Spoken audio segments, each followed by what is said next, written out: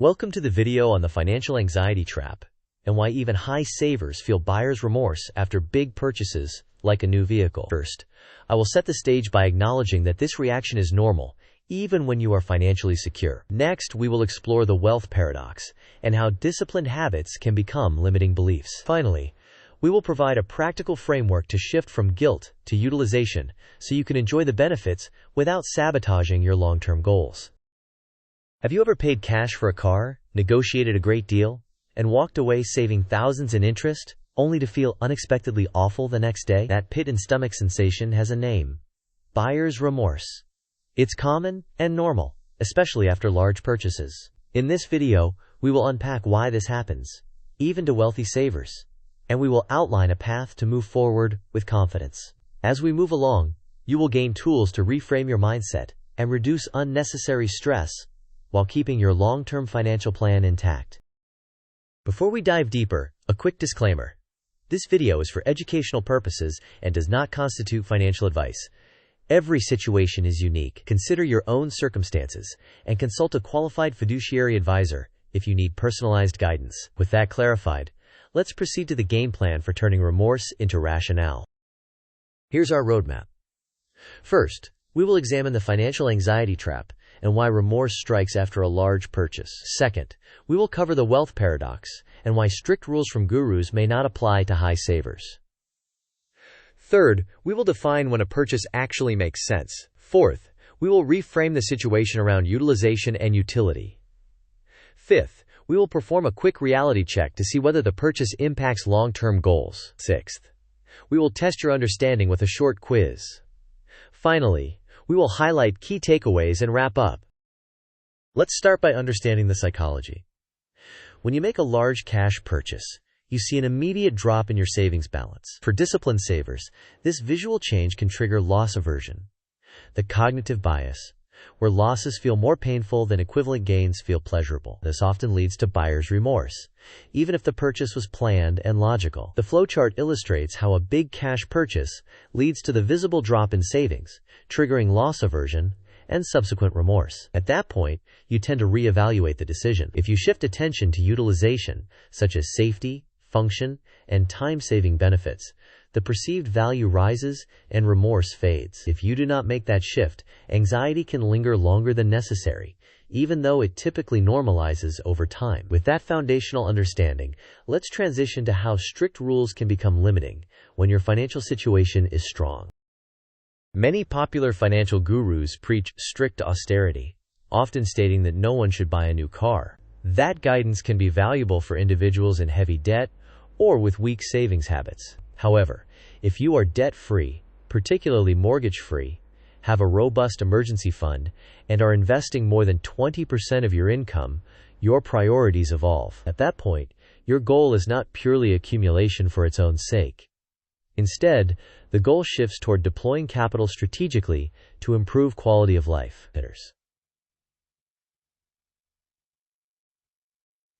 In other words, context matters more than slogans. Now that we have reframed the principle, let's compare common guru rules with the reality of high savers. On the left, we have generalized advice from financial gurus.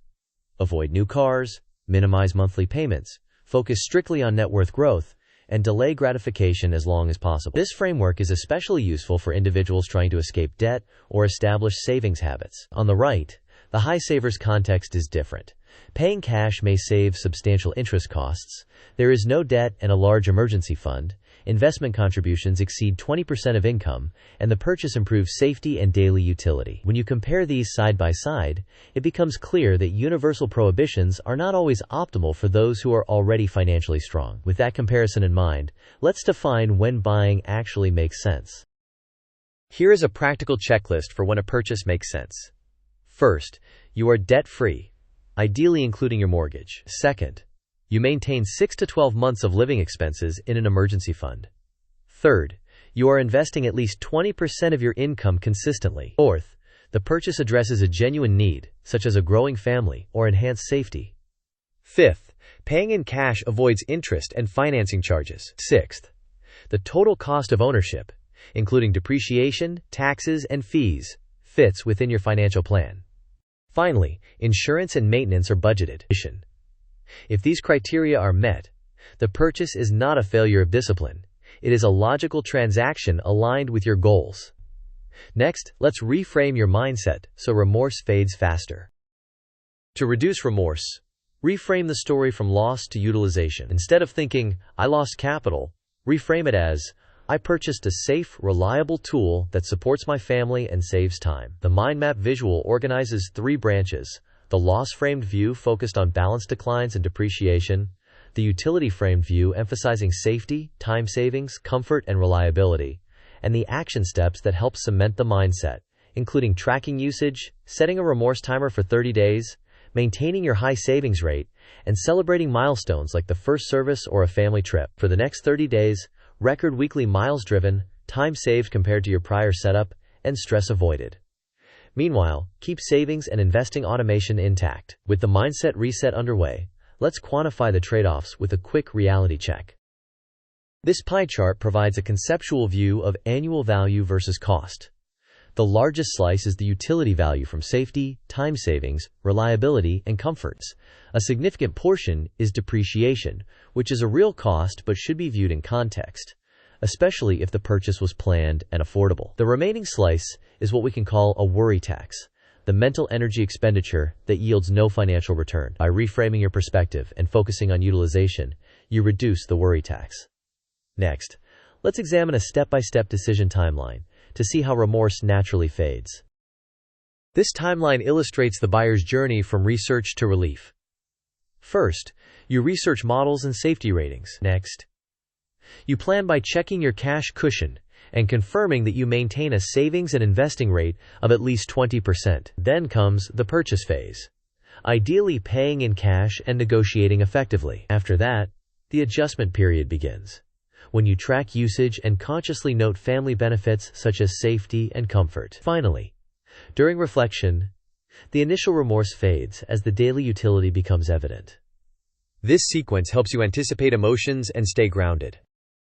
This table provides sample scenarios. High saver A has $180,000 in liquid savings and makes a $38,000 cash purchase, saving approximately $5,500 in interest over 5 years. With an investment rate of 22%, the 5-year impact on retirement goals is minimal.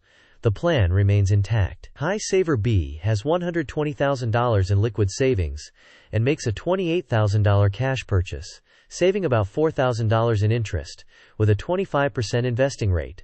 Again, the impact is minimal. In contrast, the strained buyer with only $15,000 in savings, attempting a $28,000 purchase, could end up financing, paying additional interest, investing only 5%, and creating a high risk of plan disruption. This comparison reinforces that context is critical. Now let's test your understanding with a short quiz. A core insight is that the time and mental energy spent worrying often costs more than the purchase's long-term impact on your retirement plan. Therefore, stay the course and keep your automated investments on track. Set a 30-day remorse timer and review your weekly usage wins. As you record safety, time savings, and reliability benefits, your emotional state will realign with the underlying financial reality. With that idea in mind, let's move into a quick knowledge check. Question 1. After a large cash purchase that meets all your criteria, what should you focus on to reduce remorse most effectively? Option A, the exact dollar amount your savings dropped. Option B, utilization, including safety, function, and time saved. Option C, the car's resale value in 7 years. Option D, whether gurus approve. You may pause the video now to think about the answer. We will discuss the answer in the next section of the video. The correct answer is B. Focusing on utilization such as safety, function, and time saved helps reframe the story from loss to value. This shift reduces the mental worry tax and allows remorse to fade more quickly. Question 2. Which set of conditions best supports buying a new vehicle in cash without harming long-term goals? Option A. High interest debt, no emergency fund, investing 5%. Option B. Debt-free, 6 to 12 months of emergency fund, investing more than 20%. Option C. Credit card balances but a good credit score. Option D. No budget, but strong income. You may pause the video now to think about the answer. We will discuss the answer in the next section of the video. The correct answer is B. Being debt-free, maintaining 6 to 12 months of emergency savings, and investing more than 20% of your income creates a strong foundation. Under these conditions, a cash purchase that fits your plan is unlikely to harm long-term goals. Here are the key takeaways. First, buyer's remorse after major purchases is normal and tends to be temporary. Second, do not let your financial discipline become a limitation that prevents rational, quality of life improvements. Third, if you are a high saver, context matters more than universal slogans. Focus on strategic utility. Fourth, keep your investing rate high and automated. Fifth, reframe your perspective to utilization to reduce the mental worry tax. Finally, allow remorse to pass naturally while you enjoy the daily utility. As we wrap up, remember, anxiety is a signal, not a stop sign. One purchase does not define your plan. Use the asset for its intended purpose, keep saving and investing on schedule, and move on. The remorse will fade while the benefits remain. Next, let's close with a quick thank you and a call to action. Thank you for watching. If this video helped you reframe buyer's remorse, please like, share, and subscribe. In the comments, share your biggest worry tax purchase and what you did to move past it. Your experiences can help others make rational, confident decisions. See you in the next video.